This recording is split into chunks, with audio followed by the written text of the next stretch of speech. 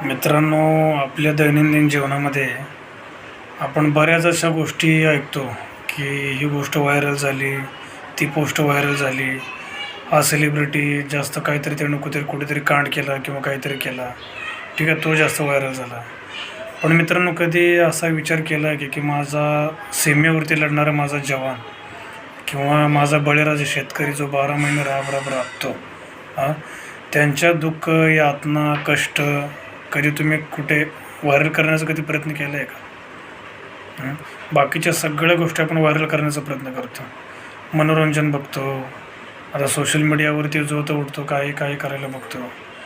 पण कधी थोडंसं बघितलं आहे आपण, जे शांतपणाच्या घरामध्ये झोपतो ना मित्रांनो, शांतपणे जे आपण 8 तासाचे 7 तासाचे जो झोप जे घेतो, ते का घेतो तर माझा जवान, माझा सोल्जर देशाच्या आपल्या सीमेवरती डोळ्यामध्ये तेल टाकून ज्यावेळेला देशाचं रक्षण करतात ना, त्यांच्यामुळे आज आपण इथे सेफ आहोत. कधी आपण त्यांचं कुठली गोष्ट व्हायरल केलेली आहे? फक्त 26 जानेवारी 15 ऑगस्ट या दिवशी आपल्याला देशभक्ती भरभरून जागी होते आपल्यामध्ये. असं वाटतं की नवीन आता एक क्रांतिकारकच जन्म घेतील किंवा एखादा क्रांतिकारकच अवतार घेऊन आलेला आहे आता, असं आपल्याला वाटतं. फक्त ते 2 दिवसच आपण फॉलो करतो आपल्या देशासाठी. आणि माझा शेतकरी राज्याला बघितलं तुम्ही कधी व्हायरल केलेला किंवा त्याचा मालाला ज्यावेळी भाव भेटत नाही त्यावेळी ती गोष्ट कधी आपण व्हायरल करतो? कधी नाही.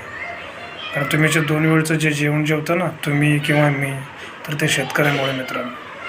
12 महिने तो जे पीक जेव्हा लावतो, जगवतो, दिवस रात्र त्या पिकासाठी कष्ट करतो आणि आपल्याला 2 वेळचं जेवण भेटतं का, तर तो माझा शेतकरी तिथे राबतो त्याच्यामुळे.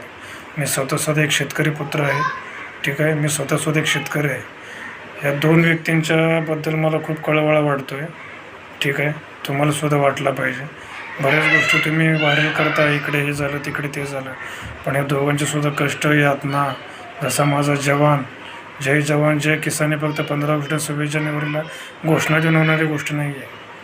तरी 12 महिने वर्षानुवर्ष तुमच्या मनामध्ये ह्या दोघांच्या विषयी आत्मीयतेची भावना रुजली पाहिजे मित्रांनो, ठीक आहे. शेतकऱ्याचं थोडं बघा, कष्ट वगैरे किती शेतकरी आपले कर्जबाजारी होतात, काय होतात. देशावरची जो जवान लढतो, ठीक आहे, सगळं आपलं कुटुंब परिवार सोडून तो त्या सीमेवरती डोळ्यामध्ये तेल टाकून आपल्या देशाचं रक्षण करतो. पण त्याने कधी असं विचार नाही केलेला. त्याचं फक्त टार्गेट एकच असतं, देशसेवा. एकच त्याचं फक्त टार्गेट असतं, देशसेवा. ठीक आहे मित्रांनो, थोडासा बारकाईने विचार करा या गोष्टीवरती.